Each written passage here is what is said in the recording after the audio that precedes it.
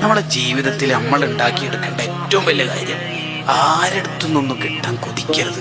ഖനാഅത്തുള്ള ജീവിതം ഉണ്ടാവണം, ഉള്ളതിൽ തൃപ്തിപ്പെട്ടുള്ള ജീവിതം. ആരുടെയും മനസ്സോടുള്ള പണമൊന്നും നമുക്ക് ഉണ്ടാവരുത്. ഒരു 5 പൈസ ഹലാലല്ലാത്തത് വന്നാൽ, ഈ ഹറാമായ ഫുഡ് നമ്മുടെ വയറ്റിലെത്തിയാലുള്ള പ്രശ്നം എന്താ പറയുക? 3 പ്രശ്നങ്ങളുണ്ട്. ഒന്ന്, ഇബാദത്ത് ചെയ്യാൻ ടേസ്റ്റ് ഉണ്ടാവില്ല, നിസ്കരിക്കാനും മറ്റൊക്കെ. 2, തെറ്റ് ചെയ്യാൻ പേടി ഉണ്ടാവില്ല. 3, മൂന്നാമത്തേതാണ് വലിയ രോഗം.